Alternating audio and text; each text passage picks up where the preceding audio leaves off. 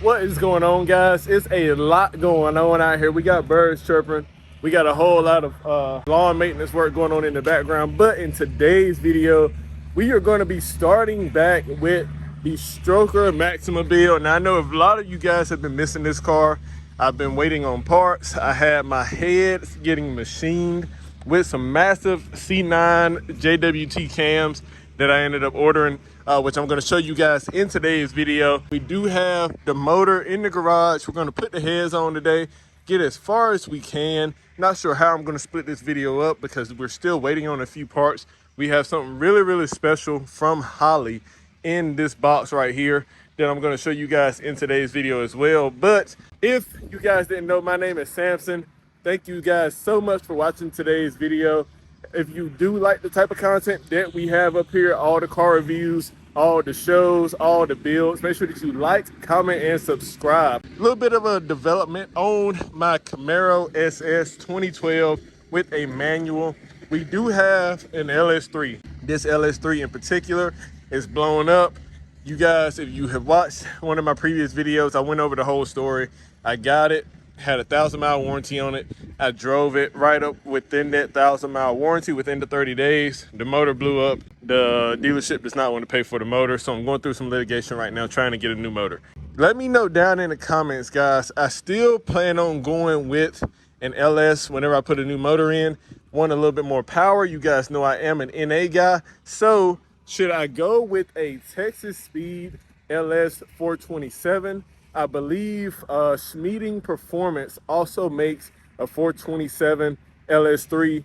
I do want to sort of keep the LS3 platform just because I don't want any weird stuff to come up when it comes to trying to go ahead and get this motor put in this car. I got enough going on with this car right here, with it being highly customized, that I don't want a whole lot of issues with this one. So let me know, should I go with the LS3 427? Should I go with a 416 stroker? What do you guys think I should do? Just leave that down in the comments. But in getting back to the nitty gritty in today's video, talking about the stroker build, I did want to show you guys the heads that I have. Like I said, I recently got these. You guys can see I did have to do a little bit of clearancing for these massive cams, these massive C9 cams.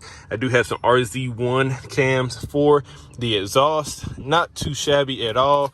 As you guys know, I did port all of my runners. You guys can see just how clean these ports look. Will look even better in the sunlight, but hopefully you can see it. We do have a high ram intake now. I am still going to be running my throttle body spacers. I'm not sure if these actually help for power or not, but I paid money for it a few years ago. Might as well throw it up here. I did have to get this adapter to mount to the high ram so that I could put my 75 mil up here and adapt it to this setup. But this is going to be a pretty big development. You guys can see I do have a few goodies from Niz Formants in order to actually complete the swap with these heads. Coming in the garage, guys, from outside, we do have the Yamaha FZ10 as usual.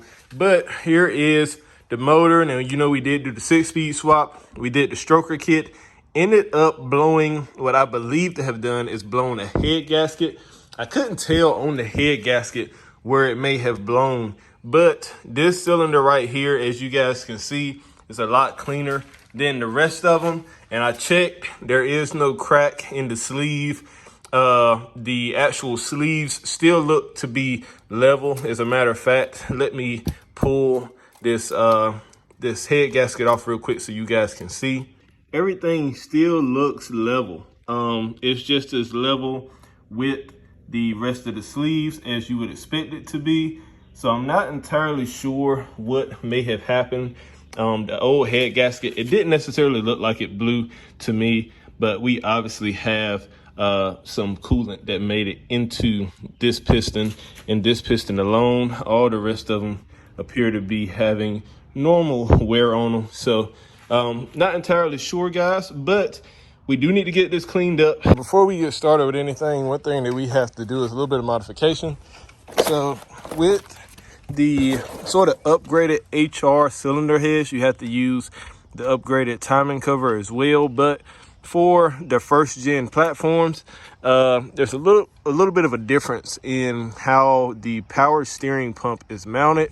As you guys can see, we do have this extra metal right here, which allows the power steering pump to basically screw into the timing cover, whereas on the first gens we don't have that. So we actually need to cut that off. That way we'll have clearance for our power steering pump to go back up there. So we do have the angle grinder. We're going to sit this up on a block of wood over there.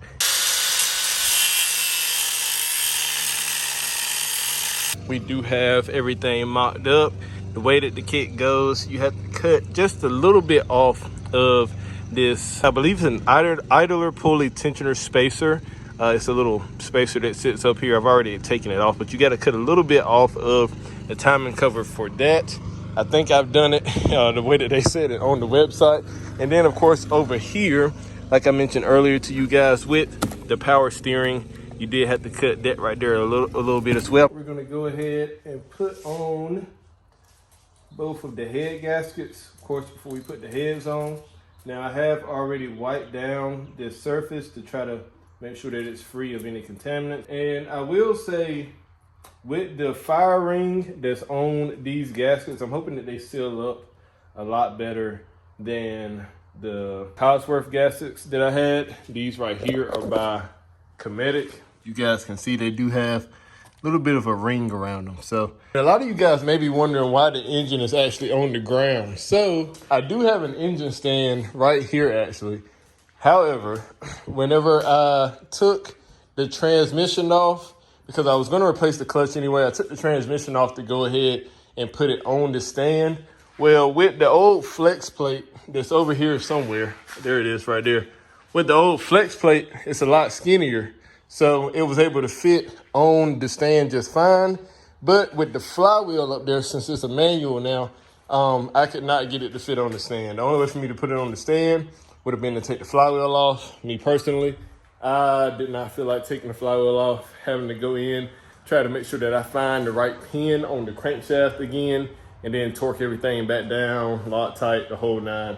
I didn't feel like doing all of that. So I just decided I'll just leave it on the ground. I can work on it on the ground and just make sure everything is cleaned up as I go along. Go ahead, put the other head gasket onto the other side. And guys, before I put these heads on, let's just take a second to appreciate the port job that I did on these things. They look absolutely beautiful. Absolutely beautiful. I absolutely love it. You can see I do got that knife edge on all of the ports.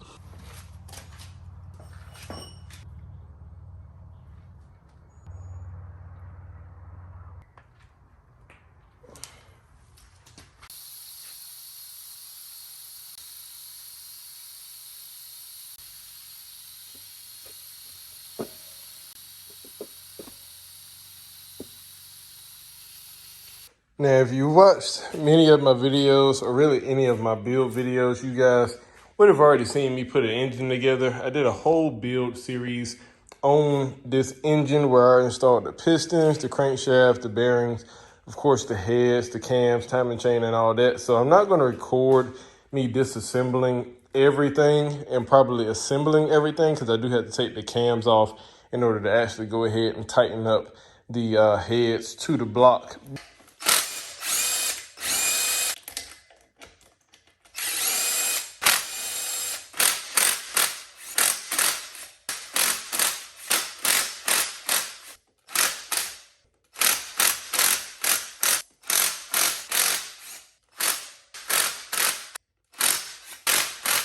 It is a new day, but I did want to show you guys a bit of an update. So we do have the heads on. We do have them fully torqued down. I did follow the torque sequence. I believe it's 72 foot-pounds the first go around to sort of seat everything. Then you want to loosen all the bolts, torque them back down to like 32 foot-pounds, and then do 2 rounds of 90 to 95 degrees of turn on each of the bolts. Now, those are for the factory bolts. ARP might quote something different, but I just went with factory specifications. We do have the actual cams in with all the cam caps. Now, these have not been torqued down yet. But I did want to just clear up something real quick. So with this kit, if you're doing the whole swap, so this will probably help a lot of you guys who may have a first gen, you want to do the HR heads, you want to do a custom set of cams. This will probably help you guys more so than anything else. But since the HR heads have a different timing design, you're going to have paddle wheels on your intake cams. Now, you're still only going to be able to have variable valve timing on your intake cam, whereas with the HRs, with the rev ups as well, I believe you have variable valve timing on the intake and exhaust. But when you're running stock ECU with the first gen DE setup, you only are going to be able to have that intake variable valve timing capability with your ECU. So that's why you only have the paddle wheels for the intake side. However, I did want to show you guys, JWT, when they send these cams out, they do send you the paddle wheels. They are labeled. I do have it back in the packaging right here, but the paddle wheels are labeled bank 1, bank 2, just for all you guys. This is your right bank. This is your left bank. Whenever you're looking at an engine, you want to look at it almost like you're behind it. This is going to be your right bank. This is going to be your left bank. Consequently, this is going to be bank 1. This is going to be bank 2. So when they send you those paddle wheels, just make sure that you put the bank 1 paddle wheel on bank 1, bank 2 paddle wheel on bank 2.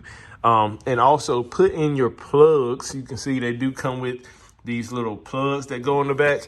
Put in your plug. I didn't worry about putting a paddle wheel up here just because it's not going to matter. I don't need it.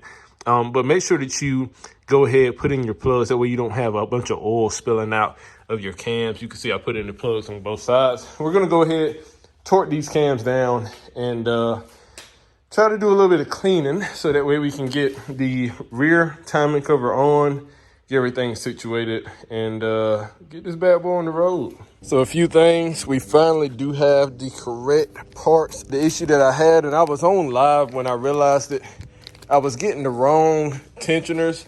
As you guys can see, I haven't fully put the cam caps down on both sides yet because this tensioner has to go up here prior to actually putting the cam caps in. And as you can also see, this tensioner right here looks like this is actually different from this tensioner. They get oiled differently, so they're a little bit different in design. The kit that I had originally got came with basically the same tensioner that you guys see right there, even though I ordered it for a 2009, I believe 2014 Maxima, which is the Maxima that's equipped with the HR heads, even though it's on the DE platform. So we finally got our tensioners in. We also have the gallery gaskets in. As you guys can see, these are from EPS Tuning.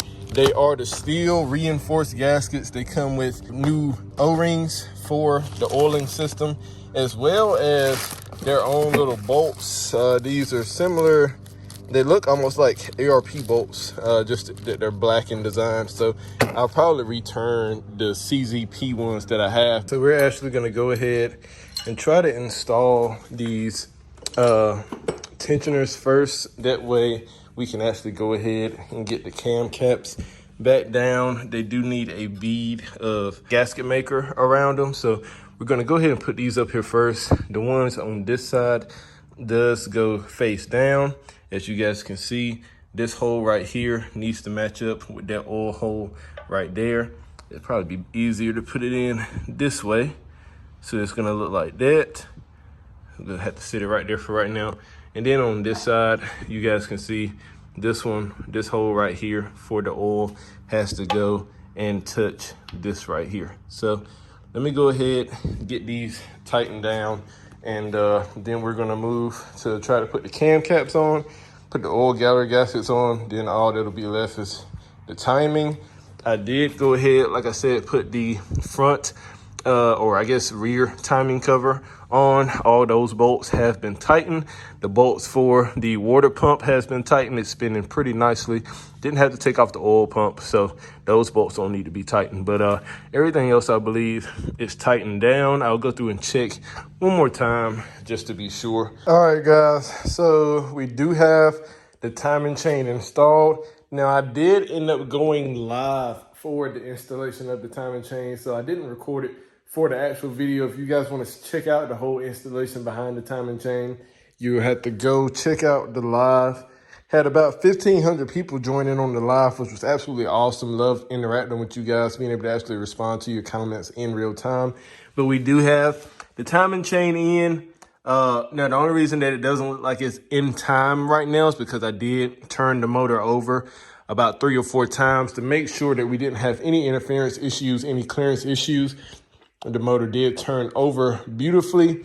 Didn't feel any hard spots, anything that felt like it would be of concern. So we are good to go. Did end up retarding the exhaust cam by 1 tooth, just like I was told by Jim Wolf Technology. Spoke with one of the engineers out there. He said with these massive cams, in order to get the full benefit, get a little bit more overlap, as well as have them perform the way that they should, retard that exhaust cam by 1 tooth. We're going to try to go ahead, get the timing cover on the actual motor. And that way, that's one less thing that we have to do for the rest of the build.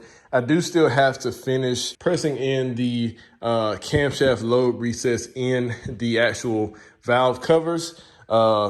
Those have to be pressed in a little bit for those high lift intake cams. So that is not fun to do at all. But let's go ahead and get that timing cover on and try to finish up this build for the night.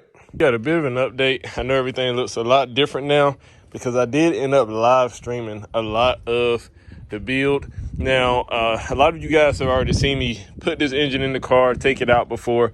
A lot of you guys probably even watched me build this engine from the bare block, you know, putting in the pistons, the rods and everything. So I live streamed the last little bit when I actually installed the timing chain, where I actually went on ahead and installed the timing front cover, and then of course putting it in the car. I just went ahead and live streamed that. So if you guys wanted to see that, make sure that you go check out the live stream. We're going to be live streaming a lot more here pretty soon, but just wanted to give you guys a quick look at how it looks.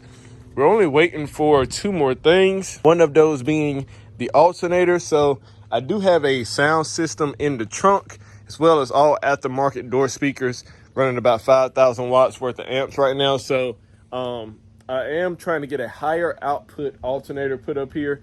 I do have one coming. It's going to be right around 250 amps. So we're waiting for that to come before we put it up here. We're also waiting for a pair of valve covers. I did decide to go with a very beautiful sort of polished or brushed aluminum valve cover. These black ones right here, I was getting just to sort of cover the valves up, and of course the cams and everything, just so I could put the motor in here, have it out here exposed to the elements and not be worried about anything getting in there. But we do have some valve covers coming. So those are the last 2 things we're waiting for before we actually get this bad boy started. All right, guys, so the mail lady just left and she did drop off my new alternator. So like I've told you guys before, I am running a sound system in this car. So we did go ahead and get a brand new higher output alternator that's gonna outdo the stock one that we have that we had in there. Plus the stock one was old. You could tell it was kind of worn out. Of course you can't tell those things just by looks, but just by the way that it was acting, I could tell it was about ready to go out.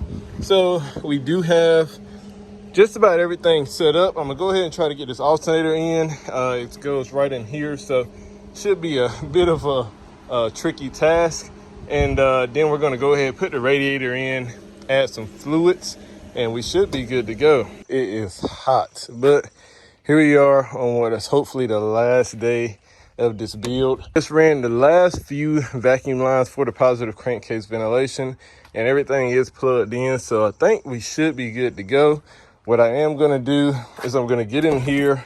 I'm gonna try to prime the engine first. So I'm not gonna start it. I'm not going to go ahead and let it run or anything. I'm just trying to crank it over enough for some oil to get through the system. So what I'm going to do is disconnect the fuel pump, fuel injector fuses. That way no fuel gets pumped to the motor. And then let's go ahead and see if we can at least get this thing to crank. All right, so we're going key in. Fuel injector switch has been turned off, so hopefully it'll just crank. It's cranking. It sounds pretty good, actually.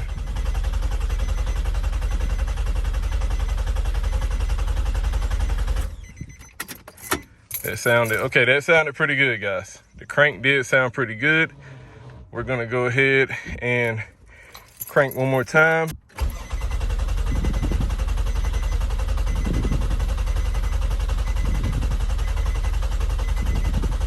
Three, 2, 1.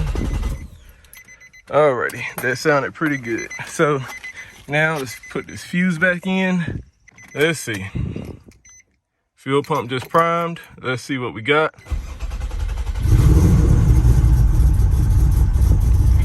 Oh my God.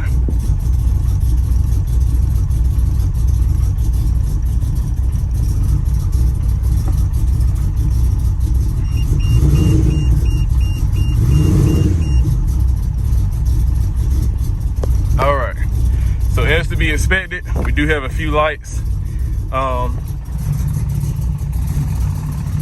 Let me get out and see see how everything is going. I don't see any white smoke coming out the back, which is good. I might have to put my OBD2 on it just to see what those lights might be about. All right, let's give it a little bit of gas.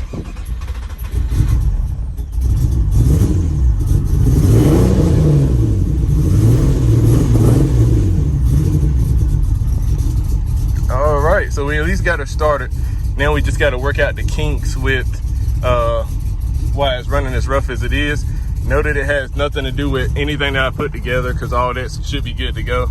The cam in here is massive, so good news is I don't see any white smoke. So let me see if I can figure out any kinks, and I'll get right back with y'all.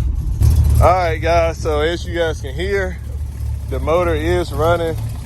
Sounds healthy. Bring you guys around back real quick so y'all can actually hear the exhaust and hear the cam that's in it. Sounds pretty good. I'm running on E85 right now, so it does have that sweet smell. But I ended up having an issue where my ignition coils that I got from MSD, I'm not sure what happened, but these things just exploded. It's like 3 of them right here. They did the exact same thing. They ended up frying up some of the wires on the wiring harness. As you guys can see, I do have the wiring harness over here. Luckily enough, I did have an extra wiring harness. So I put that wiring harness in, was finally able to get signal to the ignition coils.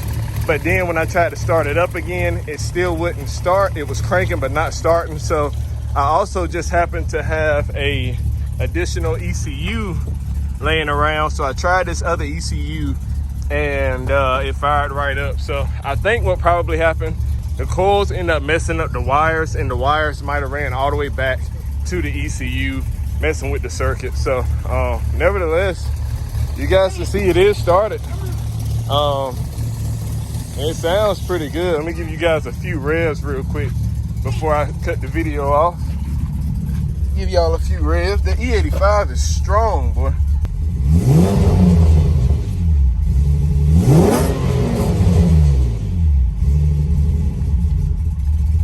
That thing sounds pretty good, guys. So just like that, we're gonna call it for the video. Thank you guys for tuning in. It's been a long road. Can't wait to put this thing on the dyno and see how much power it makes. But just like that, guys, I hope that you guys have enjoyed this video. If you did, make sure that you like, comment, and subscribe. Follow along with the build, as well as some other builds that we have coming up. But just like that, guys, I will catch you guys in the next one.